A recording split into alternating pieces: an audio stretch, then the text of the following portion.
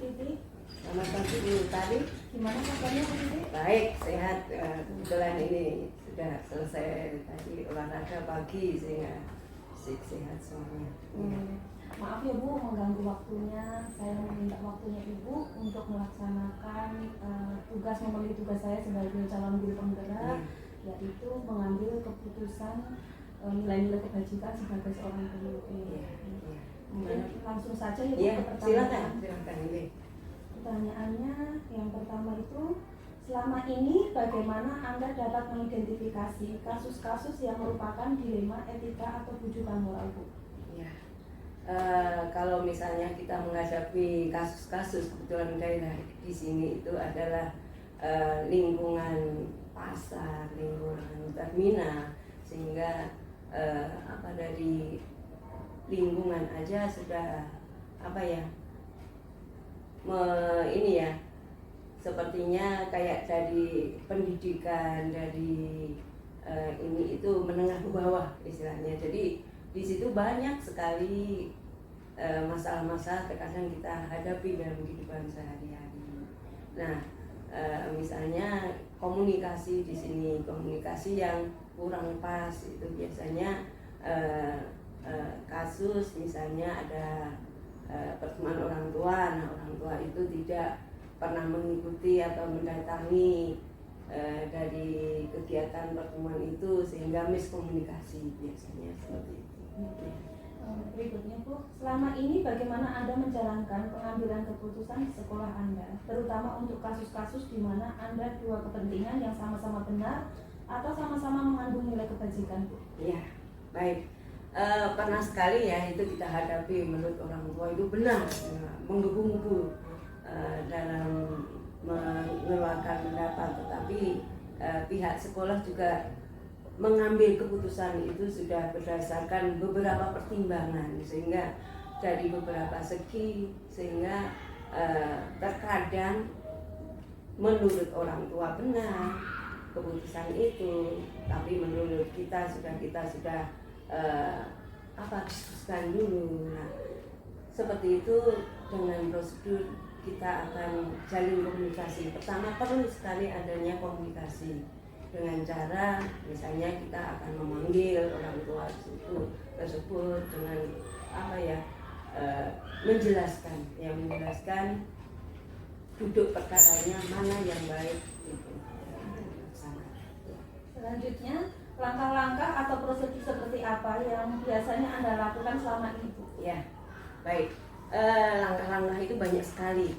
Kasusnya apa dulu? Ya, kalau kasus anak-anak, misalnya kasus yang kita hadapi itu adalah anak-anak. Nah, kalau kasus anak-anak biasanya nanti kita libatkan wali kelas, kemudian bagian kesiswaan.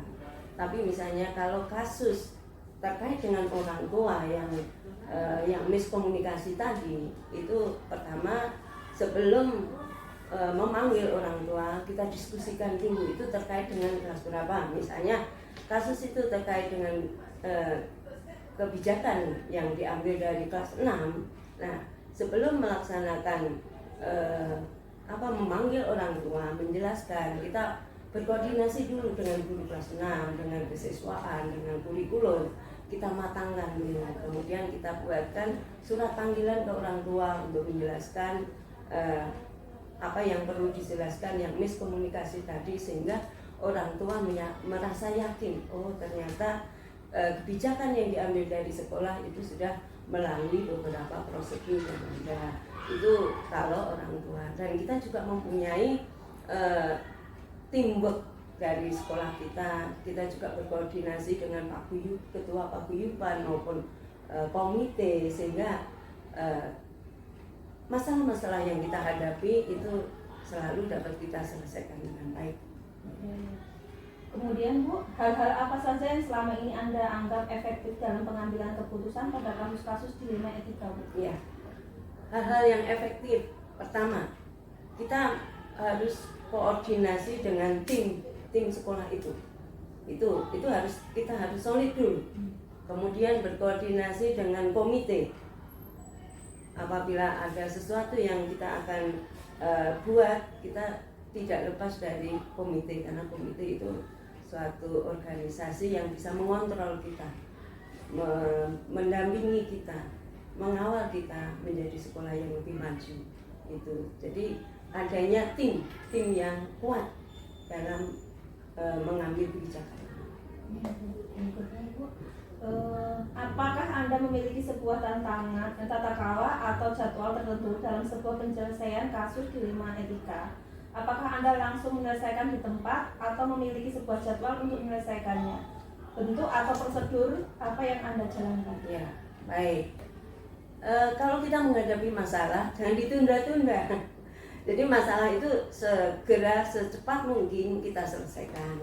Kemudian prosedurnya ya kita panggil beberapa yang terkait dengan ini, beberapa orang yang terkait dengan ini, baik misalnya pengadu ataupun baik dari segi guru, komite, itu kita akan koordinasikan. Jadi selalu secepatnya masalah itu segera diatasi supaya masalah itu tidak melebar, tidak jauh kemana-mana seperti itu. Jadi ada cepatnya diatasi. Jadi penanganannya secepat mungkin. Iya. Berikutnya Bu, adakah seseorang atau faktor-faktor apa yang selama ini mempermudah atau membantu Anda dalam pengambil keputusan dalam kasus-kasus dilema etika? Ya, baik. Ada beberapa. Pertama, tim khusus. Misalnya kalau masalah itu kelas 6 ya, tim kelas 6 kita libatkan, guru-guru kelas 6. Kemudian apabila itu menyangkut keseluruhan dari orang tua, misalnya ya kita tim dari sekolah plus dengan paguyuban dan komite. Kemudian kalau ini merupakan kasus kita semua, itu kita libatkan semua pihak yang ada yang mendukung kegiatan sekolah ini untuk kemajuan sekolah ini. Jadi di sini perlunya adanya kolaborasi semua pihak yang mendukung kegiatan sekolah. Mungkin ini yang terakhir Bu, dari semua hal-hal yang telah disampaikan, pembelajaran apa yang dapat Anda petik dari pengalaman Anda mengambil keputusan dilema etika? Ya, baik. Sekali lagi ada hal-hal atau prinsip atau pelajaran yang setiap masalah kita hadapi itu intinya perlunya komunikasi dari berbagai pihak yang menghadapi masalah ini. Jadi satu hal, komunikasi itu perlu sekali. Jadi perlu sekali kita jalin sehingga supaya masalah-masalah kebijakan-kebijakan yang kita ambil secepatnya tersampaikan. Mungkin itu aja Bu pertanyaan dari saya. Saya ucapkan terima kasih Ibu sudah berbagi ilmu bagaimana cara mengambil keputusan ketika menghadapi kasus-kasus untuk mengambil keputusan nilai-nilai kebajikan ya Bu. Terima kasih sekali lagi sudah mengganggu waktunya Ibu. Semoga Bu Tari sukses. Amin. Dalam guru penggerak ini. Amin. Terima kasih ya Bu. Semangat ya Bu Tari. Ya.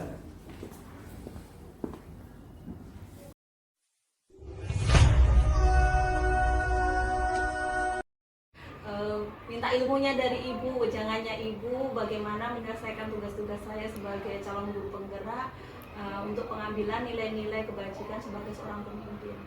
Seperti itu Bu. Oke, kalau minta kayaknya nggak bisa deh. Kita berbagi ilmu. Berbagi ilmu ya. Berbagi pengalaman boleh. Iya. Mungkin langsung aja ya Bu ya, akan kita mulai wawancaranya soal-soalnya. Untuk yang pertama, selama ini bagaimana Ibu dapat mengidentifikasi kasus-kasus yang merupakan dilema etika atau bujukan moral? Kalau saya sih pengalaman selama jadi kepala sekolah itu memang kita kan di sekolah itu punya struktur organisasi kecil ya untuk di sekolah itu. Jadi saya punya tim-tim. Nah untuk menyelesaikan ada permasalahan yang timbul atau apa, kita sesuai dengan tupoksinya. Jadi kita lihat permasalahan itu apa. Kalau memang tentang kesiswaan, ya berarti kita sharing dengan bagian kesiswaan seperti itu. Pertanyaan berikutnya Bu, selama ini bagaimana Ibu menjalankan pengambilan keputusan di sekolah Ibu, terutama untuk kasus-kasus di mana ada dua kepentingan yang sama-sama benar atau sama-sama mengandung nilai kebajikan? Oke, itu contohnya seperti apa?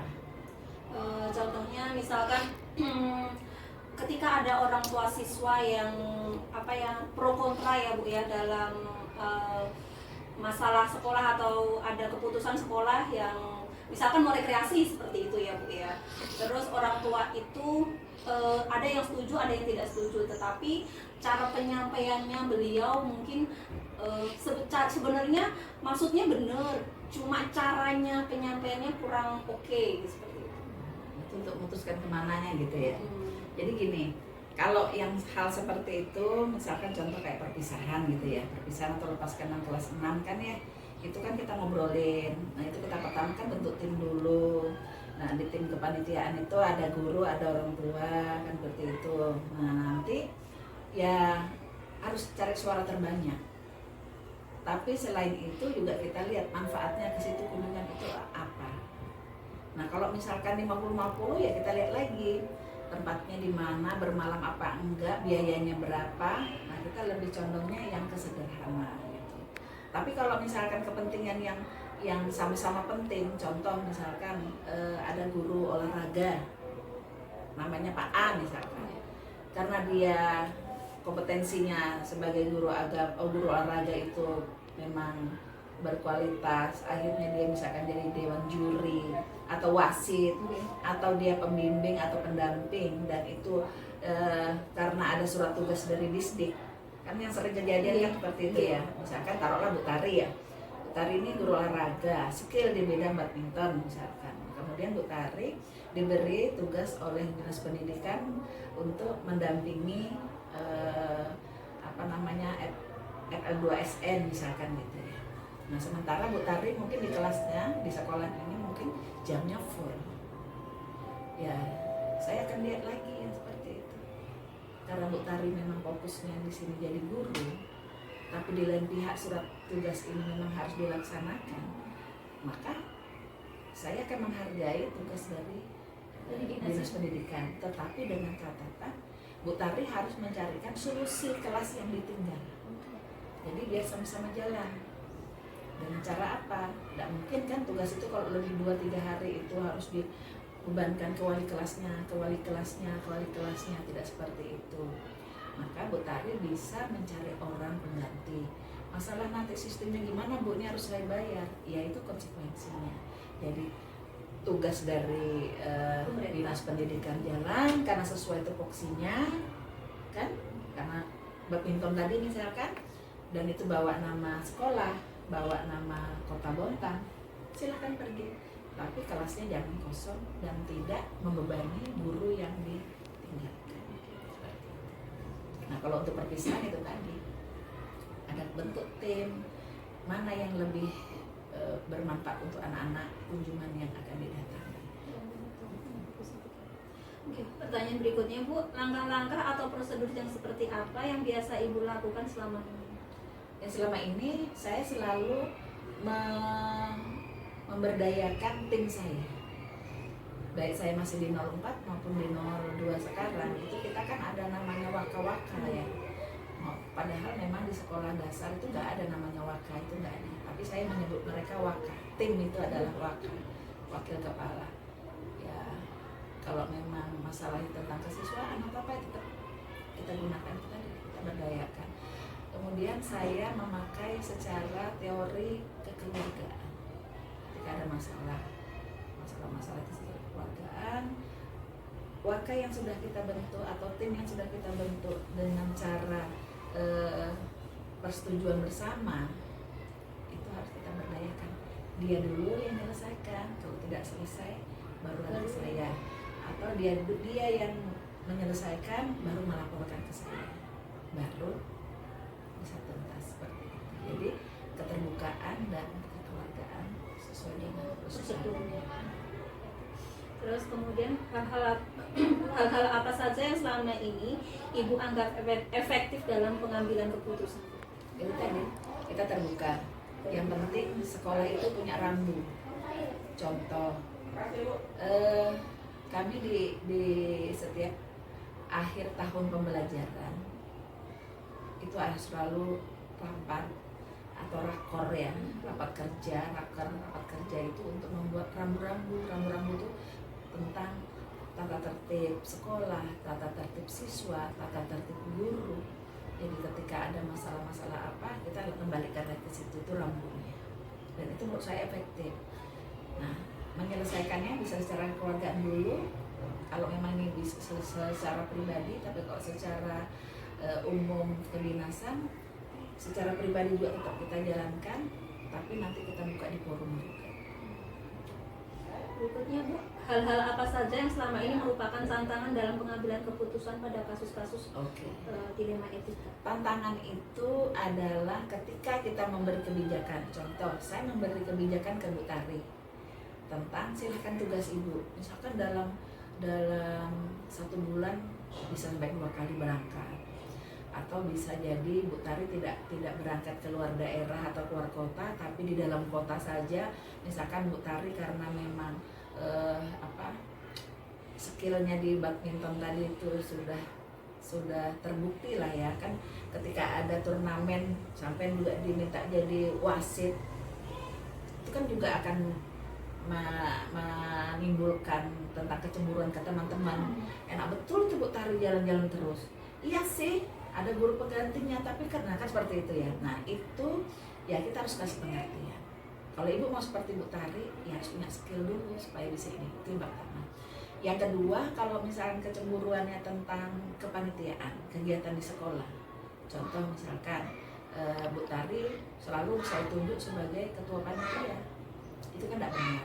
Maka teman yang tidak pernah jadi ketua panitia itu pastikan ada riak-riaknya ya. Nah, kalau hal seperti itu, saya akan buat kepanitiaan itu bergiliran. Kegiatan misalkan maulid, Bu Tari, kan tidak harus beragama. Nah, kegiatan misalkan nanti kegiatan apa, Bu Priska, supaya bisa sama-sama merasakan jadi ketua panitia itu tidak mudah. Karena suksesnya suatu kegiatan itu tergantung dari ketua panitianya.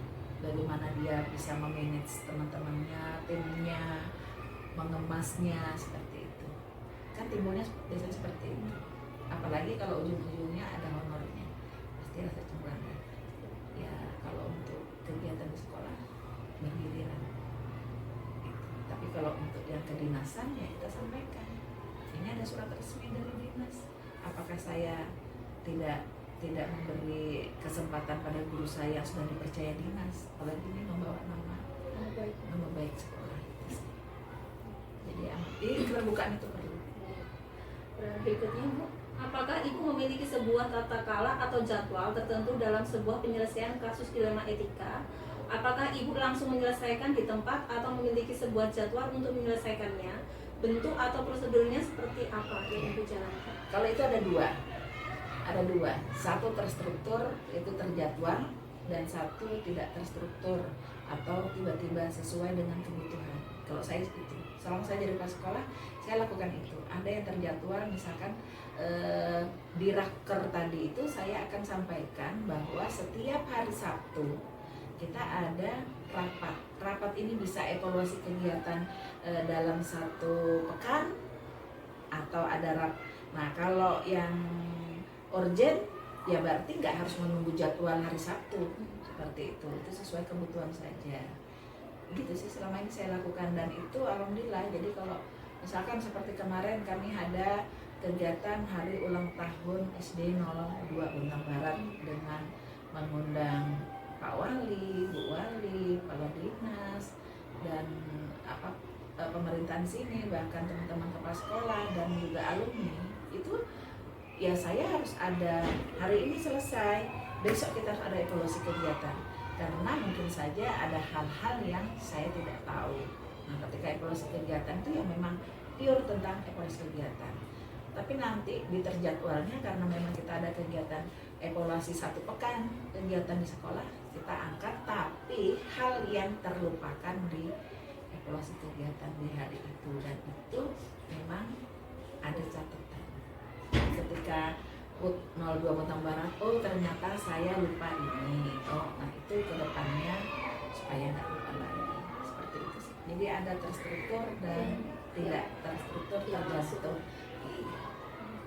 Yang terakhir Ibu, dari semua hal-hal yang telah disampaikan, pembelajaran apa yang dapat Ibu petik dari pengalaman Ibu mengambil keputusan dilema etika? Ya, Kalau saya secara pribadi, pertama pentingnya kita dapat dukungan dari orang tercinta, keluarga. Kemudian dukungan dari seluruh warga sekolah, baik itu guru, tenaga kependidikan maupun warga sekolah itu kan termasuk orang tua yang masuk dalam paguyuban atau komite. Itu keterbukaan itu penting karena mengambil keputusan itu bukan berdasarkan info, apalagi saya bukan tipe orang kepoan. Jadi kalau misalkan ada dengar cerita begini langsung oh ya kamu enggak, dan saya juga enggak kepoan yang mencari tahu tentang hal-hal yang enggak benar, kecuali yang saya cari tahu dan saya kepoin itu adalah ketika ada laporan guru tentang guru satunya, saya juga enggak langsung terima begitu saja, saya kepoin dengan mencari tahu benarkah ini, seperti itu. Kebenaran. Ya, kebenaran. Nah, kemudian ketika hal-hal yang paling penting bagi saya juga ya selain keluarga, keluarga tercinta ya, warga sekolah, kemudian yang paling tidak kalah pentingnya tokoh masyarakat dan ini pengawas. Itu kan orang-orang yang sudah memang dalam apa namanya itu masuk dalam kita sudah lingkungan kita. Karena kalau ada masalah di sekolah pasti larinya lagi, kita paling tidak curhatnya ke pengawas apapun itu. Kemudian ketika kegiatan itu mau terlaksana tapi nggak ada uang, kita larinya ke pihak ketiga. Pihak ketiga itu ya kayak perusahaan atau apa. Nah, contohnya kemarin di 04 itu kita juga sudah ada kerjasama dengan pihak ketiga dengan PLN, makanya kita dapat anggaran MOU-nya itu kita menghasilkan uang 100 berapa itu 148 apa berapa lupa saya. Tapi itu tujuannya untuk kegiatan Adiwiyata Mandiri karena 04 itu kan sudah nasional. Nah, saat itu untuk mandiri itu kita harus punya namanya itu tempat untuk mendaur ulang sampah menjadi kompos. Nah, kita butuh itu ruangan, bangunan, kita butuh mesin pencacah, iya. Nah, dan banyak hal. Dan satu hal nggak usah jangan kita yang kerjakan, serahkan sama CSR-nya yang memberi CSR ke kita, dan itu sudah terwujud di sana. Kalau di 02 saya kerjasamanya dengan Indomenco, makanya ketika kegiatan P5 itu kemarin bisa terrealisasi menurut saya dari kacamata saya itu sudah berhasil karena di belakang sekolah kami ini banyak sekali pohon-pohon aren atau nira itu. Nah, untuk mengolah olahan dari nira itu kita kan butuh anggaran. Untuk mengolah itu kita butuh narasumber. Saya harus minta kemana? Uang nggak ada. Di sini jumlah siswanya sedikit, hanya 216. Tentu saja anggaran sedikit, tapi saya enggak mati suri kegiatan. Ngobrollah dengan Indomenco karena kita memang sudah ber-MOU apapun kegiatannya itu. Indomenco yang membantu kita. Kita diajaklah ke desa binaannya. Narasumbernya dikasih. Bagaimana cara mengolah air nira itu menjadi gula merah. Seperti itu. Menjadi serakbat. Bahasanya Pak atau wedang jahe ya, air jahe. Yang kedua ketika kita kegiatan nggak punya uang juga, contoh seperti HUT-nya 02 kemarin saya nggak pakai uang sekolah, tapi dari pihak ketiga tadi Indomenco menyiapkan snack sama nasi box. PT Bada saya walaupun tidak ada MOU tapi saya sowan ke sana buat proposal dan itu juga menyiapkan snack box dan nasi. Jadi bahkan waktu kegiatan itu kita berlebihan snack dan nasinya seperti itu. Nah, kemudian banyak hal. Jadi intinya itu kalau saya yang saya bisa garis bawahi adalah jangan lupa dengan orang-orang tercinta kita di sekeliling kita, terutama pasangan kita, keluarga, karena apapun yang akan kita lakukan dengan bantuan doa dan support dari mereka itu pasti akan terwujud. Kalau guru berarti dengan teman sebaya, teman siapa namanya? Ya, rekan sejawat. Jangan lupa kepala sekolah juga. Nah kalau saya larinya kan ke pengawas. Nah kemudian tokoh masyarakat, sampai juga bisa kerjasama di sini dengan tokoh masyarakat. Kalau misalkan mau membuat PTK, penilaian tindakan kelas kan bisa kerjasama dengan entah itu RT di situ atau kelurahan atau apa yang sesuai dengan apa yang kita mau buat di PTK itu. Kalau saya kan PTS kan. Nah kemudian dana ketika sampean itu PTK-nya praktek, sampean guru apa? Saya guru matematika. Nah guru matematika itu kan banyak hal yang bisa kita buat kan, membuat alat peraga atau apa kan butuh uang.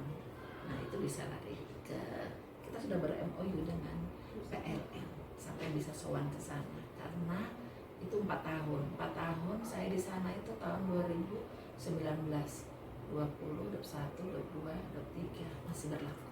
Kalau misalkan Ibu ya, maaf saya potong ya Ibu ya, kalau misalkan kita mau melakukan studi pembelajaran garong-garong berhubungan dengan pelajaran IPS, IPA seperti itu, apakah bisa sowan juga ke PLS? Bisa.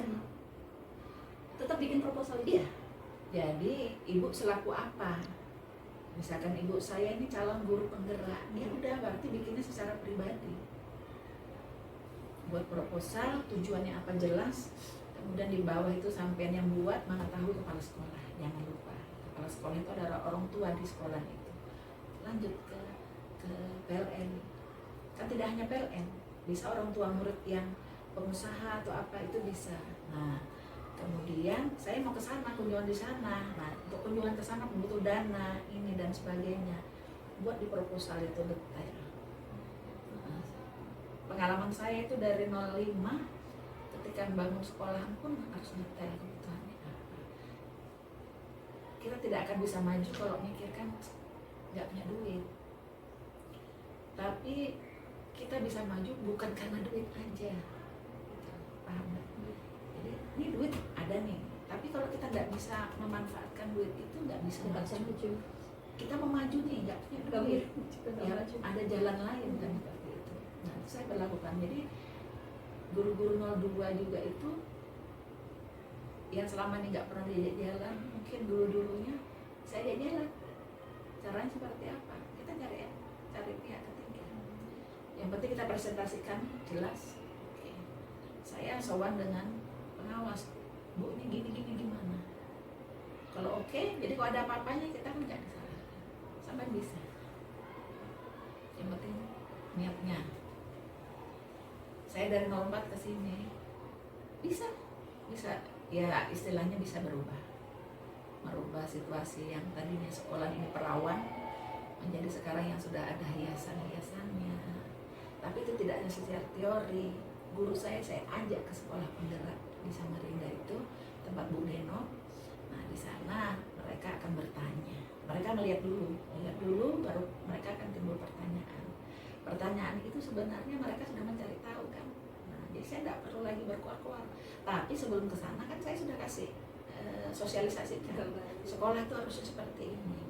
Sekolah tidak punya duit, kita bisa galang dana itu dari orang tua. Tapi yang menggalang bukan sekolah, tapi atas nama paguyubannya. Paguyubannya punya tim di kelasnya itu. Kan paguyuban itu kan komite kecil di sekolah itu. Kita ajak jalan. Kemarin ketika Indominco bawa kami ke sekolah kampung binaannya di Kandolo, saya nggak hanya gurunya yang berangkat, saya ajak guru yang bisa berangkat, tidak saya paksa, tapi yang saya paksa adalah guru kelas 1 dan kelas 4 waktu itu. Siswanya kelas 1 itu beberapa orang, kelas siswa kelas 4-nya hampir 50% saya bawa. Orang tua siswa dalam paguyuban kelas 1 dan 4 kita ajak, itu yang pengurus-pengurusnya. Karena mereka akan belajar cara buat gula merah di sana. Siapa yang kerja nanti? Tentu saja guru akan didampingi orang tua siswa. Dan itu sudah dipraktekkan dan kita sudah bisa jadi gula merah. Dan sudah dijual ke orang tua juga. Seperti itu. Itu bantuan dari mana? Dari pihak ketiga. Pihak ketiga menyiapkan bisnya, makanannya, transportnya. Yang penting proposal kita itu jelas. Seperti itu. Sampai bisa. Bu ya, Harus semangat. semoga aja nanti kalau ada apa mungkin calling Bu Har gimana sih nanya mungkin kalau bisa minta ilmunya. Bu gimana Minta nggak sih? boleh ya. Berbagi ilmu lah nanti. Bu gimana sih caranya cari dana begini? Gimana sih berhubungan dengan pihak ketiga seperti itu? Makasih ya Bu atas ilmunya yang Ibu bagi. Ya, saya sampaikan itu yang sudah pernah saya lakukan. Jadi kalau yang belum pernah saya lakukan, saya nggak akan sampaikan. Semoga ilmunya bermanfaat buat saya. Amin, amin, amin, amin. Harus semangat. Iya Bu.